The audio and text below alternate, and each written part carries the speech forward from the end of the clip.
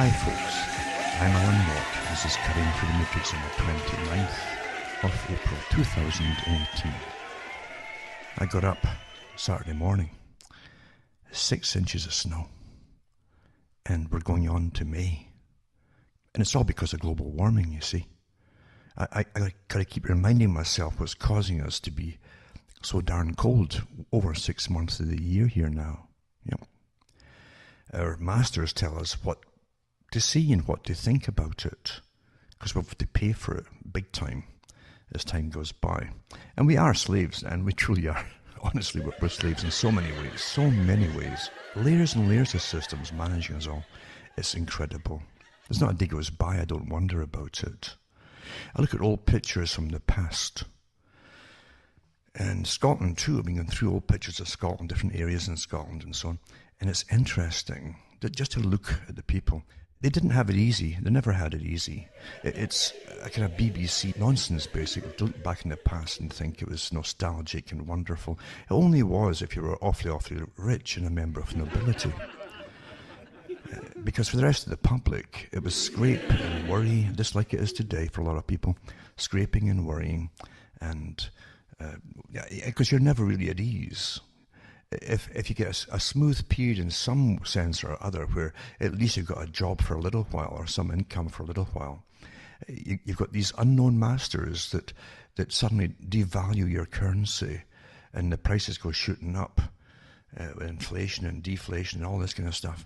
Or else they're taking you to war and they jack up the prices and they cut back on your gasoline and all that. But I look back at these old pictures of real people in the late 1800s, for instance, in Scotland and England and different places and Ireland, and you'll still see them smiling here and there because that's what people have to get through. They've got humour and they've got each other, if they can get on together, to get through the bad times.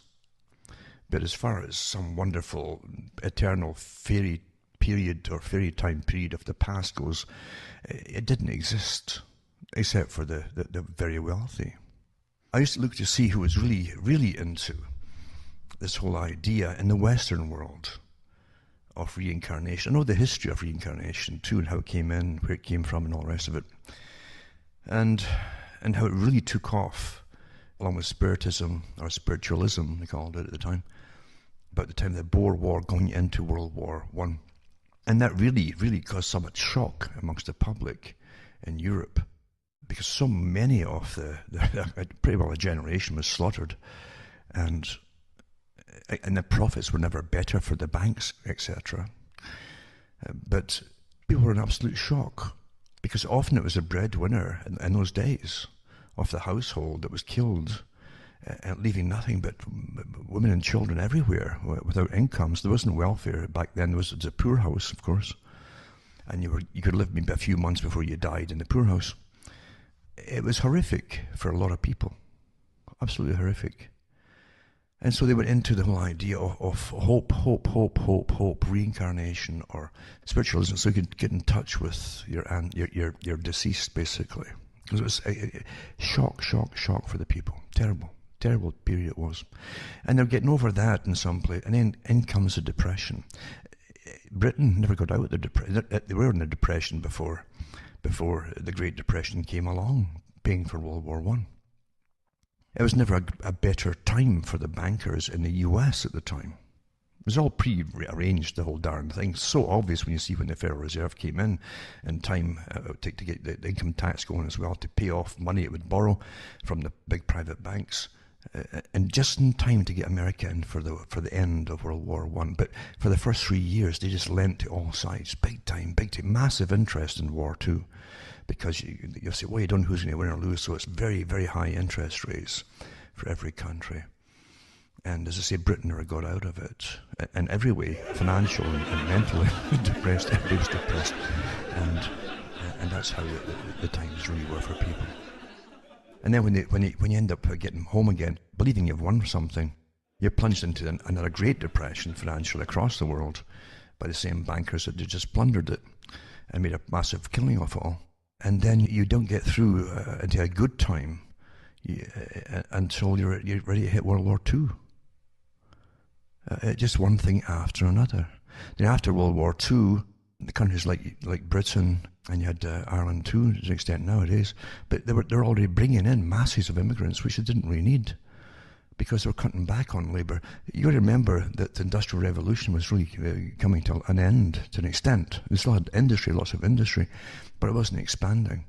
And mechanisation had cut back on the need for more and more people. So much like today, of course, with robotics, etc. So anyway, the most people never really had it good. They didn't really have it good at all. But it's nice to see the romanticised versions on the BBC. But as I say, when you look at the old pictures of people who existed, real live people, always think about that. Just like we take photographs today, you're capturing an instant, a little moment in time. And you'll think it's important because you're in it, maybe, or someone you know is in it. But you got to remember too, the people you see from the past were just as real as you, and a fraction in their time of their lives were just the same as you, that may have little worries on the go, maybe big worries on the go, and various things happening at the same time. But there were real people going through life in very unsettled and frightening times. And yet you still see the happiness they could put forth, and the kindness to each other too, in lots of old photographs. And the reason I look at that too is because today it's the same nonsense that goes on. Reading the papers today from across the world, and from the US and Middle East and so on, it's like a repetition, Groundhog Day, of all the same headlines you saw in the late 90s building up to 9/11. And the preparations of why we'd have to take all these countries out in the Middle East before 9/11 happened. It's the same headlines from the same countries, expecting the US and Britain and France to do it all, you know.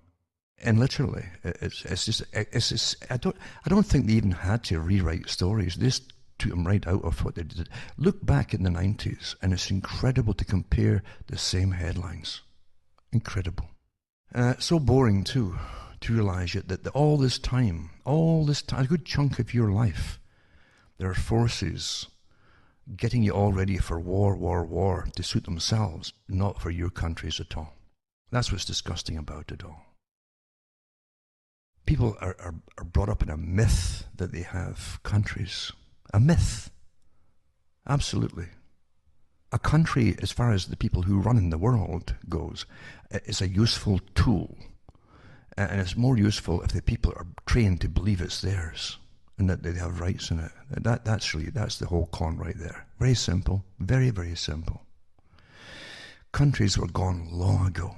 Long ago, when you were conquered long ago, and you didn't even know you were conquered long ago. That's the sad truth of it.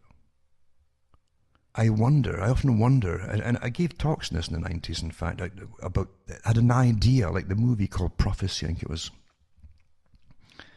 And it was Christopher Walken was an archangel. It was cast down, blah, blah.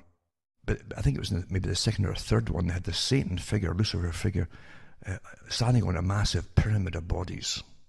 And it hit me even then, long ago. I thought that's exactly what you picture. I picture the generations in time of people going through with this evil creature on top. And layers upon layers of people, which are generations, never ever knowing from birth to death what it was really all about, or the fact that there was powerful forces behind the manipulation of their lives, including the wars. They never knew. And the greatest crime of all is to steal your consciousness and disable your ability to be conscious with drugs and God knows what else. And incredible training, incredible propaganda to make you a docile slave.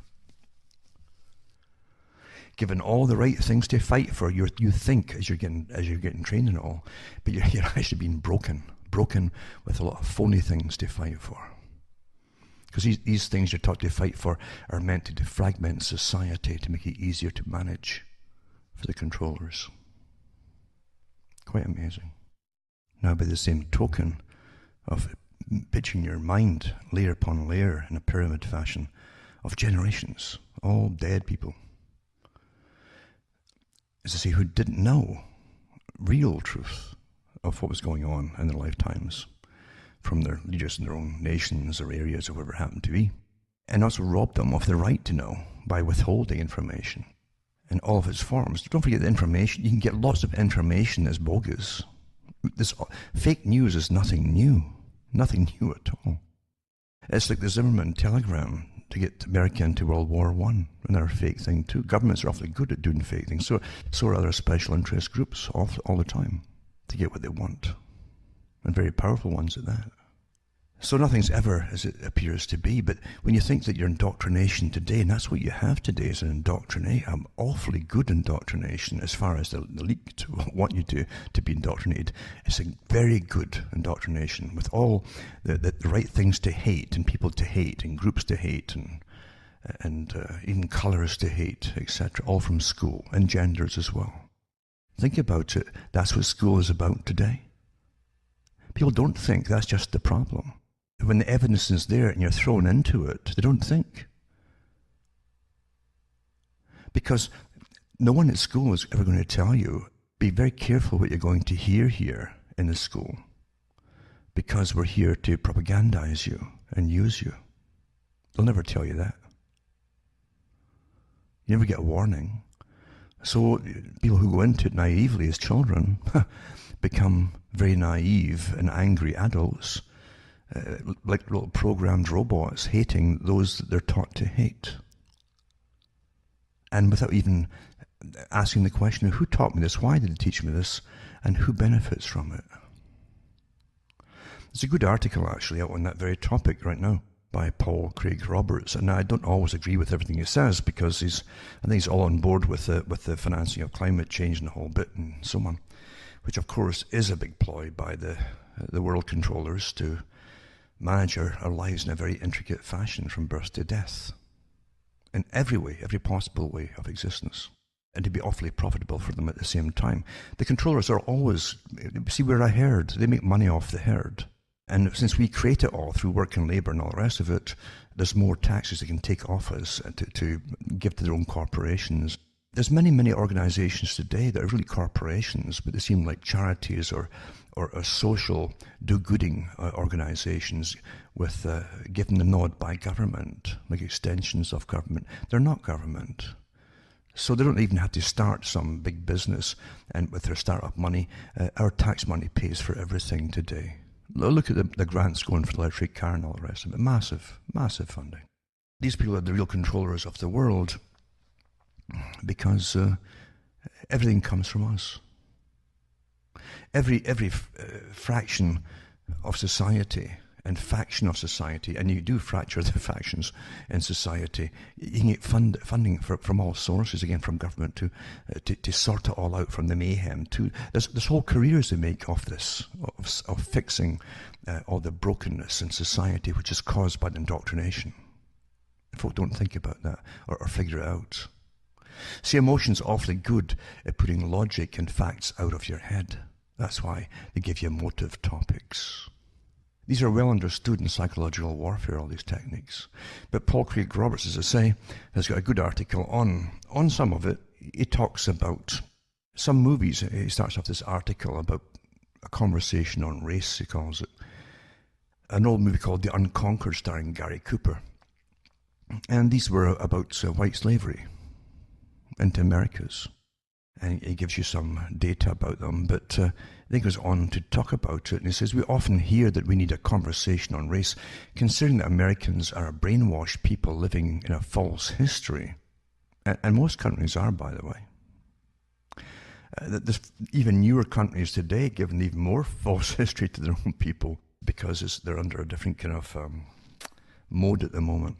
So such a conversation would resemble the one the Russians were expected to have with the British in regard to the Skripal poisoning, such as, yes, we are guilty, we will pay reparations. Where would you like us to send Putin for trial? In other words, the only acceptable race conversation in the US is one in which white people accept the accusation that they are racist and offer to make amends. Considering that the only slavery experienced by any living black or white person, he's talking about any living black or white person, is income tax slavery. And folk never question it today because they're all getting thrown off into different tangents.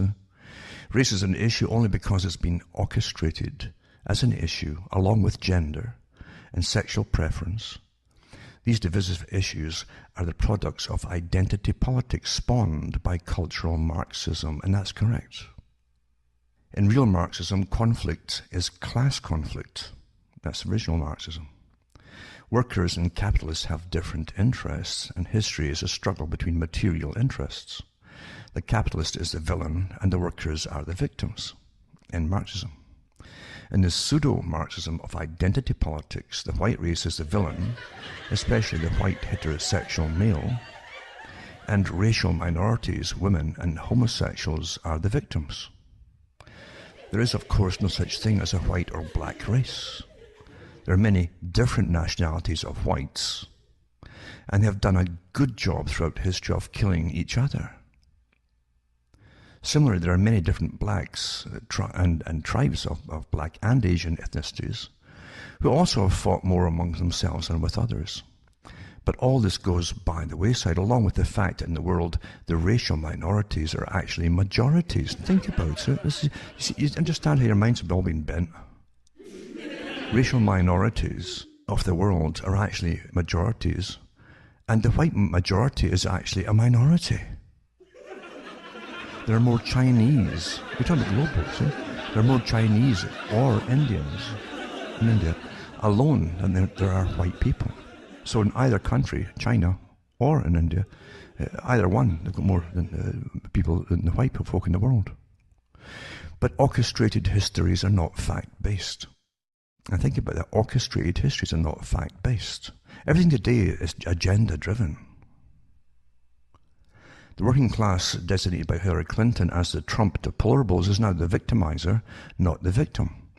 Marxism has been stood on its head. The American ruling class loves identity politics because identity politics divides the people into hostile groups and prevents any resistance to the ruling elite.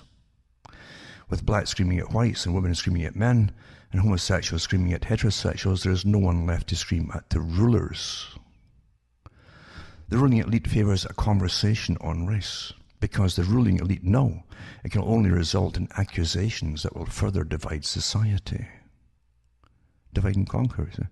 Consequently, the ruling elites have funded black history, women's studies, transgender dialogues in universities as a way to institutionalize the divisiveness that protects them. These studies have replaced real history with fake history. For example, it was once universally known that black slavery originated in slave wars between black African tribes. Slaves were a status symbol, but they accumulated beyond the capacity of tribes to sustain them.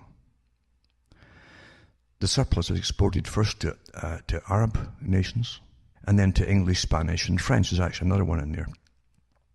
At the time, too, they used a lot of them brought them into Latin America. This is and French who founded colonies in the New World and had resources but no workforce. The socialist scholar Karl Polanyi, now this is Paul Craig Roberts talking here. The socialist scholar Karl Polanyi, brother of my Oxford professor Michael Polanyi, told the story of the origin of the African slave trade in his famous book called Dahomey and the Slave Trade. That was actually it's almost an empire. Dahomey it was just a place in Africa. The first slaves in the New World were white. When real history was taught, this was widely understood. And it's true. France made movies too, very old movies. Britain made very old movies about it. About Val Diemen's Land and how they sent off their convicts. And by the way, they made so many laws that they could just simply have quotas and the people who were the precursors of the police at that time, paid by the crown, would just simply go out and round folk up and charge them with anything they wanted to get the quotas up, and they'd ship them off as slaves abroad. For those who don't know it. Since when real history was taught, this was widely understood. Movies were even made that showed that in King George III's England, the alternative to criminal punishment was to be sold as a slave in the colonies. And it gives you links there too.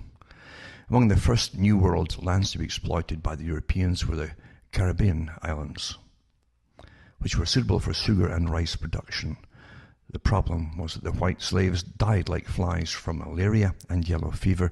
The Spanish lack of success with a workforce of natives of the lands they conquered led those in search of a workforce to the slave export business of the Black Kingdom of Dahomey. And it was a kingdom. It says the demand for black workers rose considerably when it was discovered that many had immunity to malaria and resistance to yellow fever. This meant that a plantation's investment in a workforce was not wiped out by disease. The resistance of blacks to malaria was due to the protective feature of the sickle cell trait. You've heard of sickle cell anemia. This is a trait too that apparently only blacks have. So it gives them a certain amount of immunity towards it. Slavery existed in the New World long before the US came into existence. And that's true as well. I remember that there's an awfully good book about the history of New York area, and how even a fleet came up from, I think it was, of ships, came up, of people who were kind of fleeing us in a sense, Brazil and Argentina. But at first they were denied access to New York Harbor, but eventually they got it because they could pay off the politicians in Holland at that time that ran the bases at that time in what became America later on. It was Dutch. But it was fascinating to read it. And they actually had lots of slaves too. They'd already used them in Latin America. So they ended up bringing them in and brought them into parts of the southern US. But again, most people don't read these things anymore, because even though they were awfully well documented at the time. But anyway, they talk about how it existed, the slavery existed in the US before it came into existence. George Washington and Thomas Jefferson are today written off by identity politics as racist simply because they were born when slavery was a pre-existing institution. Slavery had existed for many centuries prior to the Confederacy. Remember too, that the term redneck comes from the burning of the neck of white folk as they stoop over in fields. That's where it comes from. And there are certain folk who still hate the white folk for that and call them rednecks and really play it up too for certain reasons. And first they were called red shanks because at that time the breeches only went down to the knee and the backs of their legs would often get burned. Then later on it'd be their necks, you see. White slaves. And there's good books out there too. They were white and they were slaves, and there's other books out there too to explain it all. But again, facts don't matter today, do they? Because there's so much that your world, and these are world rulers that are running the whole planet right now, and have everybody turned against everybody else. Awfully well managed, isn't it? As the slavery exists for many centuries, etc. It says, in some accounts today, one comes away with the impression that the South invented slavery. As the tale sometimes goes, the southern races so hated blacks that they went to Africa to capture blacks at great expense, only to return them to the South, where they were whipped and abused their investments to the point of death and demoralized their work, forced by breaking up black families, selling children in one direction, and wives and husbands in the other. This tale is not told as an occasional abuse, but as a general practice. Economically, of course, it makes no sense whatsoever, but facts are no longer part of American history. Northern states held slaves as well. However, the dominance of slaves were in the South. This was not because of Southerners hated blacks. It was because the land in the South supported large agricultural cultivation, and there was no other workforce. In the South, like the United States, inherited slavery from the workforce the European colonists purchased from the Black Kingdom of Dahomey. I remember reading too on the air at the time from an article of a journal that was found in London, and it was the Rothschilds to do with their business enterprises back in the 18th century, I think it was. But they actually had, maybe in the 19th century, but they actually had, it was about a slave ship that they were actually using in London at the time to transport them over to America. And we don't want to say that the family now had played so much towards different charities not to make up for the wrongdoing in the past year. But don't forget, lots of folk and peoples were involved in this kind of terrible thing. And it is awful, isn't it? It's really awful that even in your own countries, the psychopathic types will always dominate everybody else who's decent. Always. And use and abuse you because they have no conscience. They don't sit back and worry about, oh, I shouldn't have done that to so-and-so. They don't have that. It doesn't happen to them. And I often think that's what's wrong with the world, to be honest with you. And that will never change as long as humans are still humans. It's rather awful, but that's really the way it is. And it says, why wasn't there an alternative workforce to slaves? The reason is that new immigrants, by moving west, could take land from the Native Americans and be independent as opposed to being wage earners working on someone else's land. He goes on to the different thing to do with Northerners and Southerners. It says it was Lincoln's Northern war criminals called Sherman and Sheridan who were sent to exterminate the Plains Indians. Ask the American natives, or what's left of them, who the races are, the Northerners or the Southerners. Think about that too. And you got to ask at the same time, when he's showing you reality here as opposed to Hollywood myth, why are you being given the same stuff over and over again from the so-called cultural managers of the nation and the world, perhaps? It says black studies have even corrupted other aspects of history. Consider the so-called Civil War. The name itself is orchestration. People hear these terms and they get indoctrinated, but don't question what it means. Words are awfully important because they shape how you're going to view things down the line. They will. Black studies have even corrupted other aspects of history. Consider the so-called Civil War. What is a civil war? Think about it. So it says, there was no civil war, there was a war of northern aggression. A civil war is when two sides fight for control of the government. That's what civil war is. The South had left the Union, which it had the right to do under the Federation Agreement that it had initially. I've got the old articles here by some of the orators at the time that gave the speeches. And you'll find that, they go right through it all, that they had the right to withdraw if they felt that they were being abused or the federal side was not keeping up to the side of the bargain. And they had the right to do so. So the South had left the Union, had no interest whatsoever in controlling the government in Washington. The only reason the South fought was that the South was invaded by the North.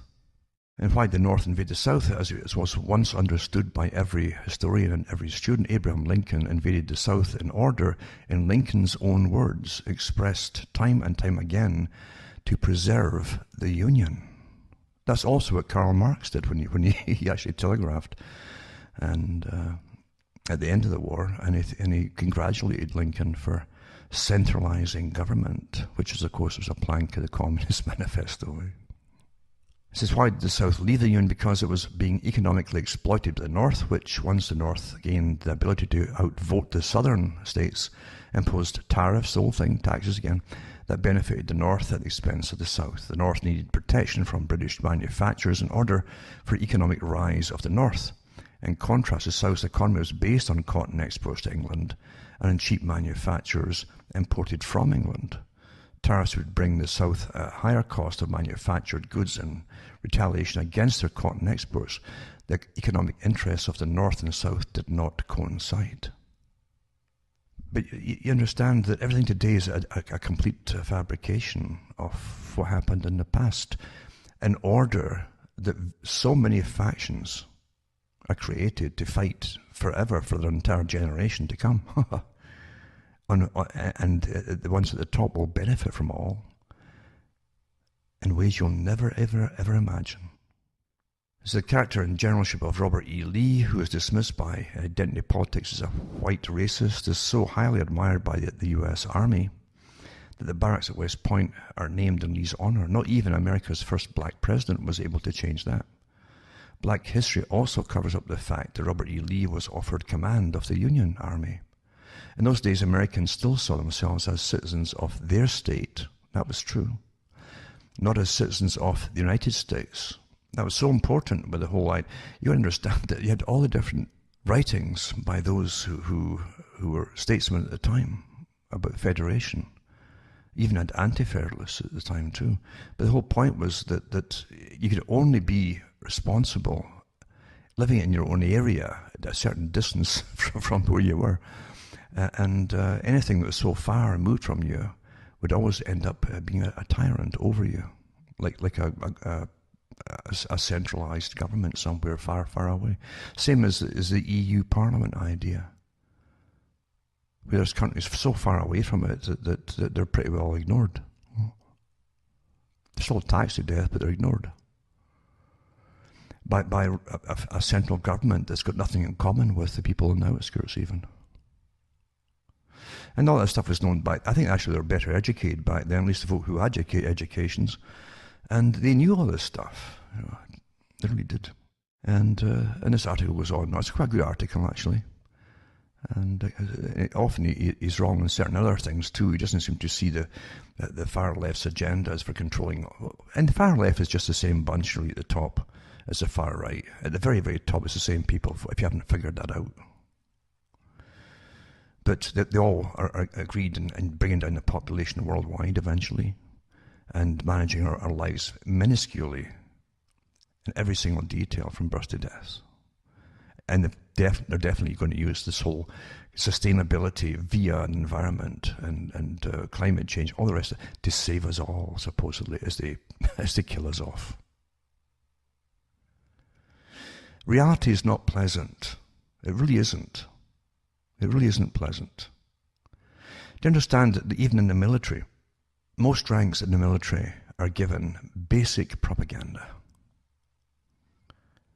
Basic propaganda. Most folk who are going to the military are, again, the working class. That's the bulk of it, with the least education.